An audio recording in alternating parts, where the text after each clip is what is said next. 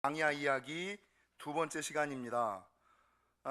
지난 광야 이야기 첫 번째 시간에는 하나님께서 왜 이스라엘 백성들에게 광야를 허락하셨는지, 그리고 그 광야에서 왜 이스라엘 사람들이 40년이라는 시간을 허비하고 낭비하였는지에 대해서 말씀을 들었다면, 여러분 오늘은 신명기 8장의 말씀이 아닌 에스겔 20장 말씀을 통하여서 우리가 인생의 광야에 섰을 때, 인생의 광야, 인생의 시험장에 섰을 때 어떻게 하나님의 뜻을 빠르게 인지하고 가나안까지 들어갈 수 있을지, 그것에 대해서 좀 살펴보고 넘어가고자 합니다. 여러분, 오늘 본문 6절과 8절에 보면 우리 이스라엘 사람들이 가나안에 들어가지 못한 첫 번째 이유를 말씀하고 있습니다. 6절을 보겠습니다. 그날에 내가 내 손을 들어 그들에게 맹세하기를 애굽 땅에서 인도하여 내어 그들을 위하여 찾아두었던 땅. 하나님께서 미리 땅을 찾아주신 거예요. 얼마나 은혜가 되는지, 창세전부터 나를 아신 미리 찾아두었던 땅, 곧 젖과 꿀이 흐르는 땅이요 모든 땅 중에 아름다운 곳. 그러니까 하나님께서 우리를 인도하시는 곳은 어떤 곳이에요? 미리 예비해 놓으신 곳이고 모든 땅 중에 가장 아름다운 곳임을 기억하시기를, 믿으시기를 주님의 이름으로 간절히 축원합니다. 그런데 주님께서 분명히 이렇게 약속하셨음에도 불구하고 7절 보십시오. 또 그들에게 이르기를 너희는 눈을 끄는 바 가증한 것을 갖기 버리고 애굽의 우상들로 말미암아 스스로 더럽히지 말라. 나는 여호와 너희 하나님이니라. 분명히 약속하시고 미리 경고하셨음에도 불구하고 오늘 본문 8절에 보니까 이스라엘 백성들의 모습이 어떠하느냐? 그들이 내게 반역을 했다. 하나님은 예비하시고 가장 아름다운 것을 주시려고 미리 이렇게 해야지 된다, 이렇게 하면 안 된다라고 예고하시고 경고하셨음에도 불구하고 이스라엘 사람들이 반역을 했다는 거예요. 근데 그 반역의 내용을 보십시오. 그들이 내게 반역하였는데 그 반역의 내용이 뭐냐? 내 말을 즐겨 듣지 아니하고 하나님의 말씀을 즐겨 듣지 않는 것이 반역이라는 거예요. 더 넘어가서 그들의 눈을 끄는 바 가증한 것을 각기 버리지 아니하고 애굽의 우상들을 떠나지 아니하므로 내가 말하기를 내가 애굽 땅에서 그들에게 나의 분노를 쏟으며 그들에게 진노를 이루리라 하였노라. 이렇게 말씀하고 있다라는 것이죠. 여러분, 오늘 본문에서 하나님은 이스라엘 백성들이 바로 가나안 젖과 꿀이 흐르는 땅에 들어가지 못하는 이유를 반역이라 그랬고, 반역 때문이라 그랬고, 그 반역의 내용은 무엇이냐? 하나님의 말씀을 즐겨 듣지 아니하고 눈이 끄는 바 가증한 것을 쫓았기 때문이다. 그러니까 말씀을 따라가지 아니하고, 말씀을 듣지 아니하고 눈으로 보이는 것을 쫓아갔기 때문이다 라고 말씀하고 있는 거예요. 여러분, 이게 의미하는 바가 뭘까요? 이것은 말씀을 신뢰하는 신앙이 아니라 눈에 보이는 것, 손에 잡히는 것을 좋아하는 신앙이고, 미래지향적인 신앙이 아니라 하나님의 약속, 하나님의 축복, 그 미래를 보며 달려가는 것이 아니라 여전히 애굽, 과거에 잡혀있는 신앙, 과거의 틀에서 변화하려고 하지 않는 신앙, 이 두 가지를 우리에게 말씀하고 있는 거예요. 여러분, 성도들이 가지고 있는 신앙을 여러 가지가 있겠습니다만 말씀신앙과 표적신앙을 이야기할 수가 있어요. 말씀신앙, 표적신앙, 그리고 이제 과거지향적인 신앙, 미래지향적인 신앙. 우리 영지교회 설교의 예배의 탁월함은 뭡니까? 하나님이 믿는 자에게 주시는 가장 큰 축복, 최종의 축복이 뭐냐? 날마다 더하시는 은혜, 날마다 새롭게 하시는 축복 아닙니까? 그러니까 살면 살수록, 믿으면 믿을수록, 다니면 다닐수록 에이 뻔하지, 이게 아니죠. 하나님의 은혜를 받은 사람은 어때요? 날마다 새로운 거예요. 날마다 이전에 경험해보지 못했던 하나님의 은혜와 은총이 있는 거예요. 부르던 찬송, 듣던 말씀, 전하던 그 사람이 전하는데, 맨날 만나는 사람이 그 사람 만나는데 하나님이 은혜를 더하시니까 날마다 더하시고 날마다 새롭게 되는. 그래서 여러분, 우리 영지교회 예배의 탁월함은 뭡니까? 매일같이 선포하잖아요. 이전 것은 지나갔으니 보라 새 것이 되었도다. 이 새 것이 되는 것. 여러분, 성도들이 가지고 있는 신앙 중에 말씀신앙과 표적신앙이 있어요.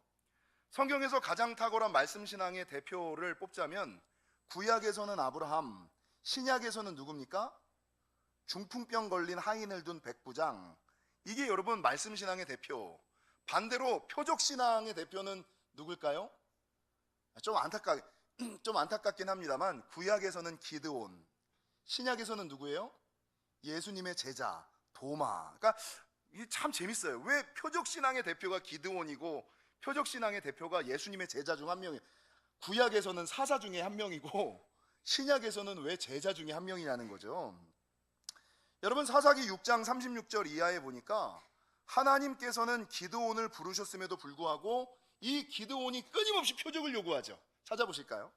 사사기 6장 36절 참 재밌는 표현이 나와요. 성경에. 기드온이 구약 성경 372면입니다. 기드온이 하나님께 여쭈되 주께서 이미 말씀하신 같이 내 손으로 이스라엘을 구원하시려거든. 이게 무슨 말이에요? 이 기드온은 이미 하나님의 말씀을 들었어요. 이미 말씀하심과 같이 하나님의 말씀, 하나님의 약속을, 하나님의 확답을 받았어요. 말씀으로.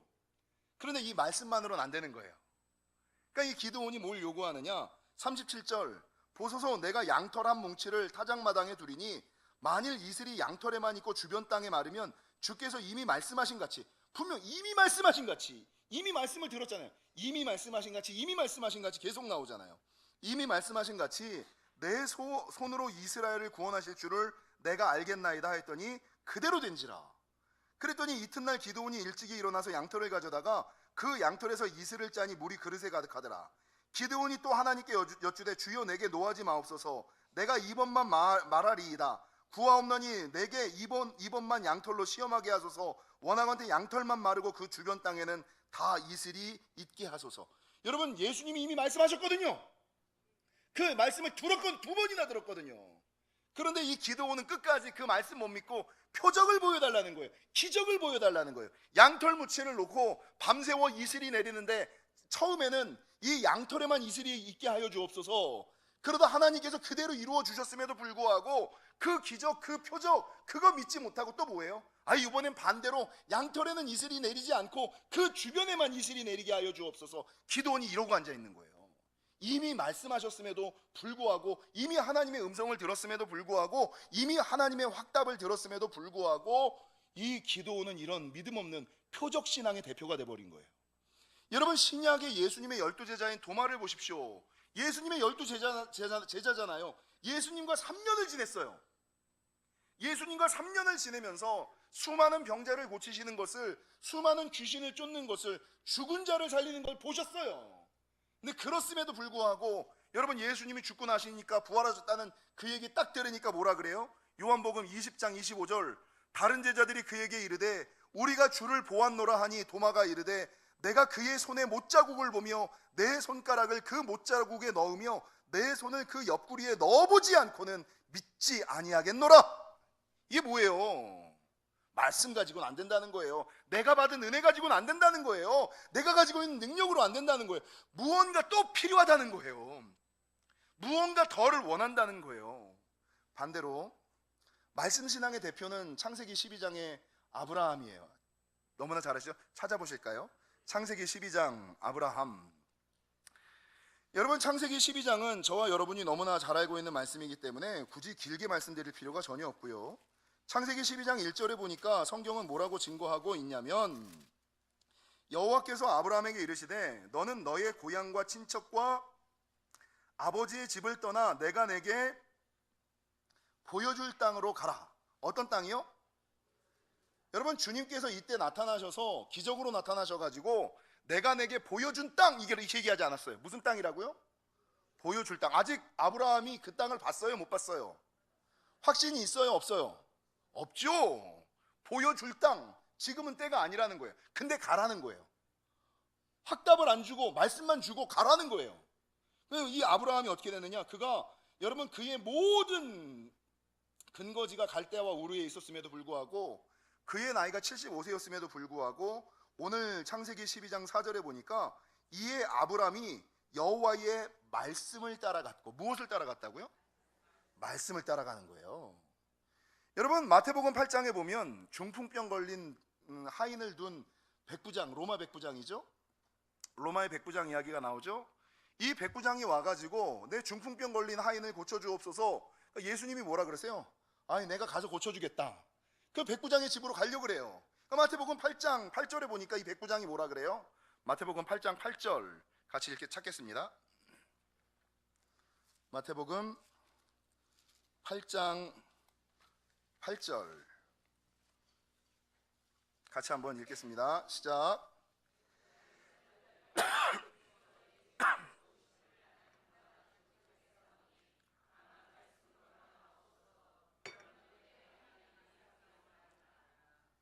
여러분 이 백부장은 뭐라 그래? 수많은 사람들은, 바리새인들은요, 이스라엘 사람들은요 끊임없이 표적을 원했어.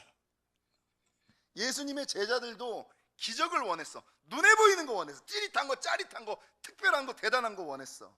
근데 로마의 백부장은 뭐라 그래요? 다만 말씀으로만 하옵소서. 여러분 예수님께서 요한복음 20장 29절에 뭐라 그러시는지 아세요? 요한복음 20장 29절 예수께서 이르시되 너는 나를 본고로 믿느냐? 야, 내가 기적을 보여줘야지만 믿겠니? 내가 표적을 보여줘야지만 믿겠니?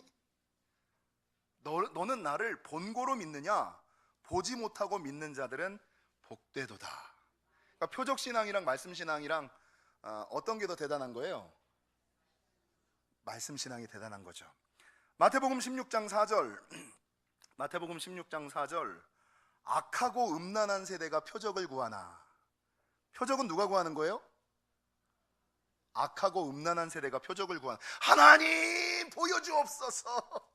아니 이미 말씀했는데, 아니 내 말로는 못 믿겠대. 내 말은 못 믿겠다는 거예요. 증거를 대라는 거예요. 이게 여러분 하나님을 향한 불충한 믿음, 부족한 믿음이에요. 이미 말씀하셨음에도 불구하고 그 아브라함은 말씀을 듣고 갔는데 나는 그 말씀 갖고 안 된다는 거야. 하나님 보여주옵소서. 주님 들려주옵소서. 특별한 거, 대단한 거, 그 무언가를 여러분 보여주옵소서. 여러분 이스라엘 백성들이 애굽에서 나와 홍해를 건너고 요단강을 건널 때 그 앞에 먼저 뭐가 갔어요? 예? 법궤, 하나님의 말씀을 앞세우고 300m 뒤에서 따라가는 거예요.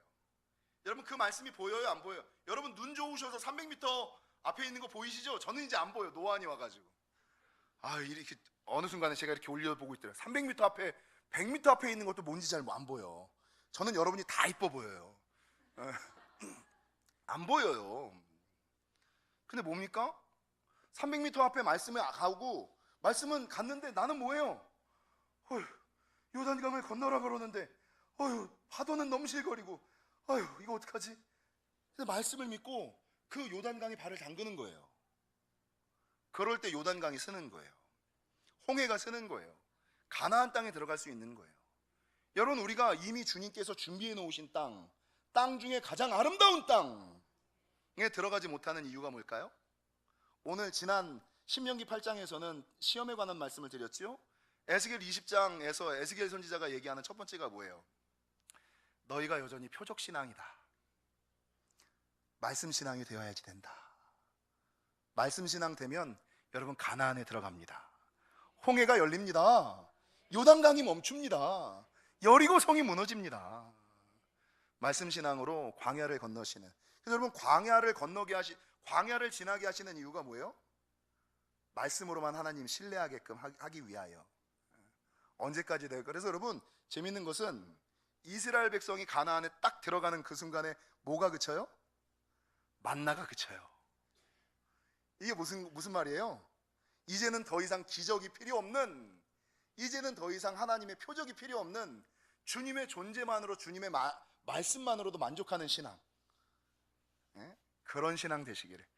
하나님께 끊임없이 표적을 구하는 악하고 음란한 어리고 부족한 신앙을 좀 버리시고 말씀 신앙 되셔서 가나안 땅에 들어가시는 저와 여러분이 되시기를 주님의 이름으로 간절히 축원합니다. 여러분 두 번째, 오늘 본문에서 하나님께서 이스라엘 백성들에게 가나안 땅에 들어가게 하기 원하셨던, 들어가지 못하게 했던 이유가 많이 나와요. 이거는요, 보십시오. 오늘 본문 11절 이하 13절, 11절 이하 13절을 보세요. 10절부터 읽겠습니다. 에스겔 20장. 그러므로 내가 그들을 애굽 땅에서 나와서 광야에 이르게 하고 사람이 준행하면 그로 말미암아 삶을 얻을 내 율례를 주며 내 규례를 알게 하였고. 그러니까 하나님께서 우리에게 말씀을 주신 이유가 뭐예요? 율례와 규례를 주신 이유가 뭐예요? 말씀대로 살면 뭐를 얻어요? 삶을 얻는다. 뭐 말씀대로 살려는 게 나를 이렇게 묶어가지고 살려는 거 아니에요. 나를 꽁꽁 묶어가지고 세상에서 내가 뭐 목회자야 이러면서 뭐 하나님만 바라보며 살게끔 하기 위한 거 아니에요. 정말 몰라도 너무 모르는 말씀대로 살 때는 진짜 풍성한 삶, 자유한 삶, 평화의 삶을 사는 거예요. 주님이 우리에게 율례와 규례를 주신 것은 삶을 얻게끔 하기 위하여, 풍성한 삶을 살게 하기 위함이라고요. 그런데 문제는 12절, 또 내가 그들에게 거룩하게 하는 여호와인 줄 알게 하려고 내 안식일을 주어. 말씀을 주신 이유와 안식일을 주신 이유를 말씀하고 있어요. 그러니까 하나님과 나와의 관계를 보여주는 가장 기초적인 표징이 뭔지 아세요? 안식일을 지키느냐 지키지 않느냐예요. 그 사람이 믿음이 있느냐 신앙이 있느냐 바르냐 바르지 않느냐를 파악하는, 건강하냐 건강하지 않느냐를 파악하는 하나님이 주셨던 첫 번째 징표가 뭔지 아세요? 안식일이에요. 안식일. 이거를 표징으로 주신 거예요. 이거를 잘 지키면 너 괜찮아. 근데 이거를 잘못 지키면 너 병든 거야, 너 아픈 거야, 너 문제 있는 거야, 이렇게 얘기를 하는 거예요. 여러분, 하나님께서 이 에스겔 20장에서 4번이나 똑같은 말씀하세요. 자, 이 에스겔 20장을 보면 하나님이 똑같은 말씀을 4번 하시는데 13절 보세요. 그러나 이스라엘 족속이 광야에서 내게 반역하였다. 여기서도 반역했대요. 아니, 하나님의 말씀을 듣지 않는 것도 반역이고, 과거에 묶여있는 것도 반역이고, 변하려고 하지 않는 것도 반역이고, 이 반역이다라고 주님이 말씀하고 있어요. 이것도 반역이래요. 근데 13절 반역이 뭐냐? 사람이 준행하면 그로 말미암아 삶을 얻을 나의 율례를 준행하지 아니하며 나의 규례를 멸시하였고 나의 안식일을 크게 더럽혔으므로. 말씀대로 안 살고 안식일을 안 지킨다는 거예요. 이게 뭐라고요? 이 반역이다. 이게 반역. 야, 안식일 안 지키는 거, 주일 성수 안 하는 거, 하나님의 말씀대로 살려고 하지 않는 거, 니네가 볼 땐 별거 아니지? 이게 반역이야. 이게 하나님의 말씀을 듣지 않는 게 반역이고, 하나님의 말씀대로 살지 않으려고 하는 게 반역이고, 그거에 대한 가장 기초적인 표징이 뭐냐? 안식일을 지키느냐 지키지 않느냐. 이게 그 사람이 하나님 앞에 온전하냐 반역하느냐의 기준이야. 이 주님이 이렇게 말씀하고 있는 거예요. 그러면서 여러분 계속 뭐라 그러십니까? 내가 이르기를 내가 내 분노를 광야에서 그들에게 쏟아 멸하리라 하였으나. 그러니까 이거 안 하면 내가 멸한다는 거예요. 여러분, 근데 이 말씀을 오늘 본문 13절에서만 하는 것이 아니라 16절 보세요. 그들이 마음으로 우상을 따라 나의 규례를 업신여기며 나의 율례를 행하지 아니하며 나의 안식일을 더럽혔습니다. 한 말을 똑같이 안 하시죠? 하죠? 야, 내가 말했는데 니네 말 안 들었다니까, 말씀대로 안 살았다니까. 거기다가 내가 이 안식일만 지켜달라 그랬거든. 그러니까 주님이 10계명에서 4번째 계명이 뭐예요?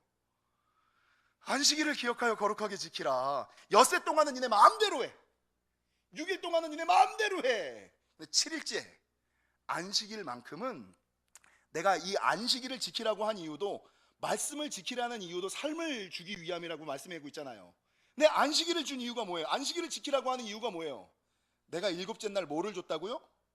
복을 주었으니. 그러니까 복 받으려면 어떻게 해야 돼요? 안식일을 지켜야 돼요. 여러분, 안식일을 거룩하게 지키지 않으면서 복 받으려고 하시면 안 돼요. 하나님의 복은 없습니다. 하나님은 안식일, 찾아보실까요? 어딥니까? 어딥니까? 출애굽기 어디 있습니까? 출애굽기 20장. 출애굽기 20장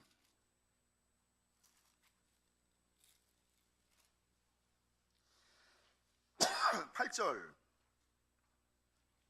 오늘 찾는 게 괜히 많네요. 출애굽기 20장 8절. 안식일을 기억하여 거룩하게 지키라. 여러분, 말씀을 지키라는 이유도 삶을 주기 위함이에요. 그러니까 하나님은 우리에게 그러니까 내 생각으로 하나님을 판단하시면 안 돼요. 내 생각으로 하나님 판단. 안식일을 지키라고 하신 이유는 뭘까? 9절, 엿새 동안은 힘써 내 모든 일을 행할 것이나, 그러니까 엿새 동안은 니네 맘대로 해, 이랬단 말이에요. 니네를 위해서 살아. 10절, 일곱째 날은 내 하나님 여호와의 안식일인즉 너나 내 아들이나 내 딸이나 내 남종이나 내 여종이나 내 가축이나 내 문 안에 머무는 객이라도 아무 일도 하지 말라. 이는 엿새 동안에 나 여호와가 하늘과 땅과 바다와 그 가운데 모든 것을 만들고 일곱째 날에 쉬었습니다. 그러므로 나 여호와가 안식일을 복되게 하여 그날을 거룩하게 하였으니까 이것만은 지켜줘. 이게 첫 번째 표징이고 가장 중요한 표징이야. 요것만 지켜줘. 니네 마음대로 해도 돼. 요거는 지켜야지 돼. 주님 에스겔 20장에서 그렇게 말씀하고 있다는 거죠. 그런데 앞서 13절과 16절에서 하셨던 주님이 21절 보세요. 에스겔 20장 21절 보세요. 에스겔 20장 21절. 그러나 그들의 자손이 내게 반역하여, 또 반역이라는 거예요. 아니, 주일 성수 안 하는 게 반역이라는 거예요. 사람이 지켜 행하면 그로 말미암아 삶을 얻을. 여러분, 사람들의 생각 좀 바꾸라는 거예요. 말씀을 지키는 것은 나를 올가매기 아니라 삶을 얻게끔 하기 위함이에요. 삶을 얻을 나의 율례를 따르지 아니하며 나의 규례를 지켜 행하지 아니하였고 나의 안식일을 더럽힌지라. 똑같은 말을 세 번째 하고 계세요. 근데 이 하나님께서 얼마나 답답하셨는지 24절을 보세요. 24절 같이 한번 읽겠습니다. 시작.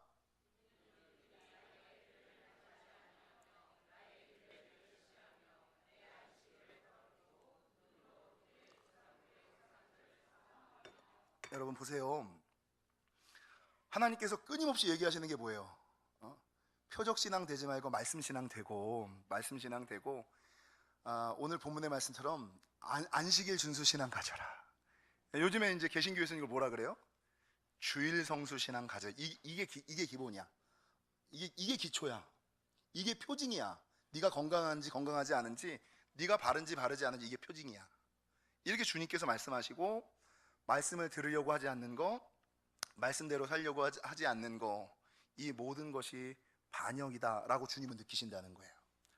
사랑하는 성도 여러분, 이스라엘 백성이 광야에 있었을 때 했던, 특별히 시내산 앞에서 있었던 일들을 기억해요. 광야에 있을 때 가장 대표적인 일들이 뭐가 있어요? 십계명을 받은 거죠. 성막을 지은 거죠. 어떻게 예배해야 하는가를 알았던 거죠. 그래서 여러분, 제가 어떻게 내가 내 인생의 광야에 있었을 때 이 광야를 빨리 벗어나고 바로 가나안에 들어갈 수 있을까? 말씀 신앙을 가지라. 주일 성수 신앙을 가지라. 예배 신앙을 가지라. 여러분, 대신방 때 요번에 모이기를 힘쓰는 신앙이 되라를 설교하면서, 계속 신앙 설교하면서 그 중에 전했던 본문 하나가 사무엘상 7장의 말씀이에요. 사무엘상 7장의 말씀에는 뭐냐? 여러분, 이스라엘에게는 이스라엘을 계속 괴롭히던 나라가 있었어요. 그게 누구냐면 블레셋. 항상 이스라엘을 힘들게 만들었던, 이스라엘 왼쪽에 딱 붙어가지고 평생 이게 골칫거리고, 이게 계속 기독거리고, 이게 항상 문제거리야. 블레셋이 계속 힘들게. 여러분, 모든 성도들에게는, 모든 사람들에게는 블레셋과 같은 문제가 있어요. 일평생 해결되지 않는 문제, 일평생 나를 힘들게 하는 문제, 일평생 나를 발목 잡는 문제. 그게 뭐예요? 어떤 사람은 돈, 평생 돈 때문에, 그놈의 돈 때문에 그냥. 어떤 사람에게는 건강, 어떤 사람에게는 영적인 염려, 걱정, 불안, 초조, 어떤 사람에게는 부모, 어떤 사람에게는 배우자, 어떤 사람에게는 자녀. 이게 일평생 해결되지 않는 블레셋의 문제였어요. 근데 이스라엘에게 있어서 블레셋의 문제가 언제 해결됐는지 아세요? 사무엘상 7장에 보면 하나님께서 에베네셀 하나님이시라고 말씀하고 계세요. 에베네셀 하나님이 뭐예요? 도우시는 하나님이거든요. 언제 도우시는지 아세요? 언제 이 블레셋의 문제가 해결됐는지 아세요? 일평생 이스라엘을 힘들게 하던 그 블레셋의 문제가 언제 해결됐냐면 사무엘상 7장입니다. 찾아볼까요? 오늘 좀 많이 찾네요. 사무엘상 7장 몇 절입니까? 9절. 9절과 9절. 사무엘상 7장, 구약 성경 418면 사무엘상 7장 9절 같이 한번 읽겠습니다. 시작.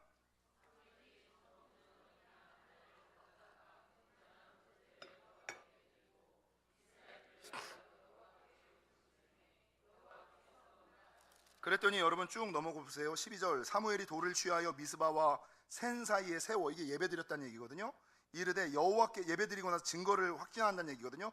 여호와께서 여기까지 우리를 도우셨다 하고 그 이름을 에베네셀, 도우시는 하나님이라 하니라. 이에 블레셋 사람들이 굴복하여 다시는 이스라엘 지역 안에 들어오지 못하였으며 이스라엘의 손이 사무엘이 사는 날 동안에 블레셋 사람을 막으심에, 14절 블레셋 사람들이 이스라엘에게서 빼앗았던 성읍이 에그론부터 가드까지 이스라엘에게 회복되고 그 전에 잃어버렸던 것들이 다 회복되는 거예요. 여러분, 세상에서 살다가 잃어버린 거 있죠? 돈도 좀 잃어버리셨고, 건강도 다 잊어버리셨고, 시간도 허비됐을 거고, 기쁨도 잃어버렸을 거고, 신앙도 잃어버렸을 거예요. 능력도 잃어버린 사람들이 있어요. 이가복과 같은 삶을 살아가는 사람이 있어요. 언제 회복돼요? 오늘 회복된다 그랬잖아요. 언제 회복돼요? 온전한 예배를 드릴 때.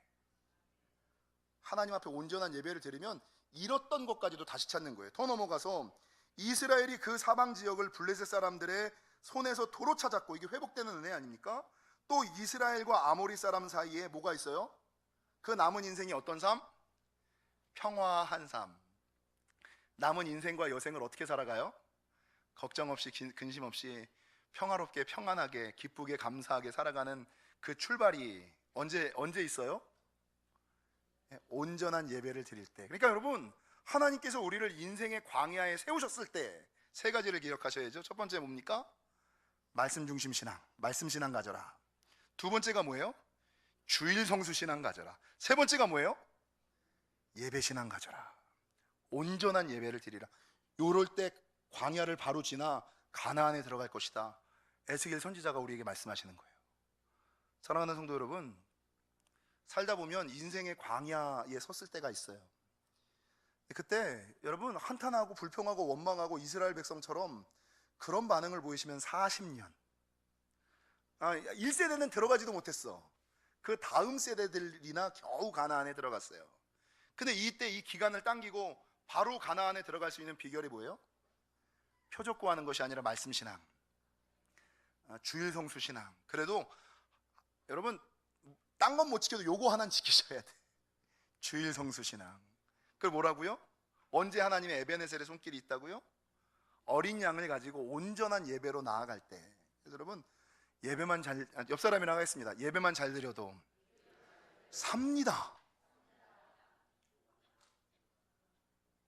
예배만 잘 드려도 삽니다.